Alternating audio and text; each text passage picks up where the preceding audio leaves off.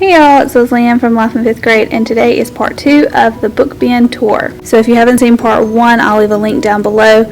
I covered the first few bins in that section, so if you want to check that out, be sure and look at it. But this is part 2, this is the rest of my bins, so we'll go ahead and get started. You probably already heard about the Who Was series. These are great biographies written on a 4th and 5th grade level. My students love these. They love them because of the length. They are shorter books, but they are also great nonfiction text selections for those kids who love to read those types of books. I don't have a ton of these. You can Google to see how many are included in the series. I just have a few. I do have a small group set of Susan B. Anthony that sometimes we use in small group setting, and when we're not using it, I'll just stick it in the classroom library to give the students the option to read it. The Weird School series is another great series for students who read on a level that is lower than 5th grade. These are typically 3rd and 4th grade level. The series is really cute, very easy to read, and a great length for those students who are intimidated by a lengthier book. Again, just like with the Who Was series, I don't have a ton of these books. You can Google to see what all is included in the series, but I just have these few. Another great series is the I Survive series. This is probably the most popular series that I know of, so I'm sure you've heard of it. It's wonderful historical fiction that's written about real life events, and the books are a shorter length, so it doesn't intimidate the students as much as a standalone historical fiction might. You can tell just by looking at these how loved they are in the classroom. They're almost falling apart. They're so checked out. These are always a hit. Then we have the narrative poetry genre. This is a genre that I never thought I would like, but I ended up reading almost every book that I have available in this, and I always recommend it to the students. They're typically scared to try this series because to me it just seems intimidating to read a full-length poem like you would see in a book like this, but I always try and convince the kids, and they always end up loving these types of books. So the first in this one is Booked. This is the new book by the author of The Crossover. The Crossover is one of my absolute favorite books. I haven't had a chance to read Booked yet. When I got it in last year, I had so many kids that wanted to read it, I just went ahead and put it out, and they all just loved it. Brown Girl Dreaming. This is a wonderful book about the civil rights movement in the 60s. Only a couple of kids have read this book, but the ones that have just love it. It is a wonderful book. I have a class set of The Crossover, but I've just put 2 in here so that a student can buddy read with someone else or read on their own. But there isn't a wait list for this one anymore because I do have a class set. But when it first came out, every student wanted to read this book. It is absolutely wonderful, one of my all-time favorites. Listen Slowly isn't a poetry book, but I stuck it in here because it is by the same author as Inside Out and Back Again, and this is a huge hit in my classroom. Every student loves this book. It is historical fiction and it is a poem, but even though this one isn't written as a poem, I still put it in here because these two go together. But Inside Out and Back Again is about a girl escaping Vietnam and coming to America, and she comes to Alabama, and so since we're in Alabama, that appeals to a lot of my students, but this one is just wonderful. They love it. And then I always have a bin that has my all-time favorites in it.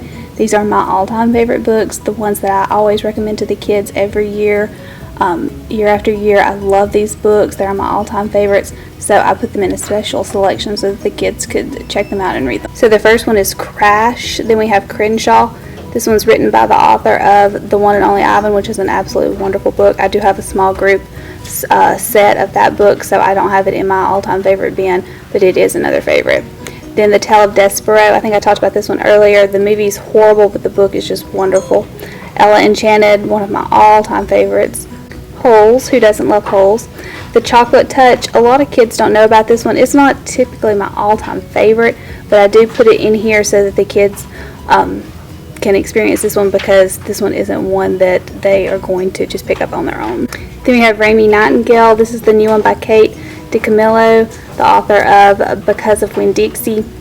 This was such a good one. I loved this one. I got it at the end of last year, so I had 2 girls that read it, and they said that it was their favorite book of last year. It's so good. You've got to read this. Then we have 11 Birthdays by Wendy Mass. Anything by Wendy Mass, you've got to have in your classroom library. All my kids, especially the girls, love this. And then Rain. This is by the author of the Babysitter Club series.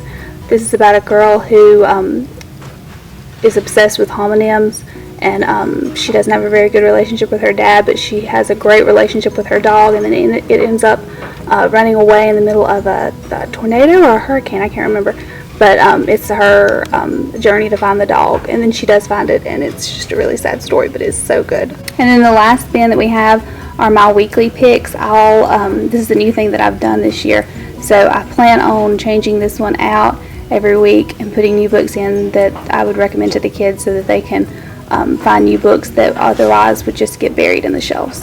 So since this is a new idea that I'm trying out, I don't have very many in here. I'm still looking for some that I think would appeal to every level of student that I'm going to have. So we have Moon Over Manifest. If you haven't heard of this one, it's about a girl who her father sends her off to another friend for the summer, and it's about her experience that summer. It's wonderful. It is a little bit higher of a book, so I pulled it from my advanced readers. Then we have The Year of Billy Miller. This is about a character named Billy Miller, and he's in 2nd grade. This is good for your own level readers, and then your the readers that you have that are a little bit lower than 5th grade. A lot of kids don't pick it up because it's about a 2nd grader, but it's written on a higher level than a 2nd grader, and it is a really neat story. Lucky Strike's a really cute book. It's about a character that continually gets struck by lightning, and his experience in a bowling league is very cute, very funny. A lot of the kids that enjoy humorous fiction like this one. And then the last one in this series is The Hamster Princess. This is a series. I only have the first one. I think there's 1 or 2 more. I didn't think this would be a cute book when I got it from Scholastic. I didn't order it. It came in a set of like those free books that you get when you're a Golden Apple or a Red Apple teacher. So I put it on the shelf, but then every student that picked this book up just absolutely loved it, so I need to get the other series, but I put it in here in my weekly pick so that my new kids could read it.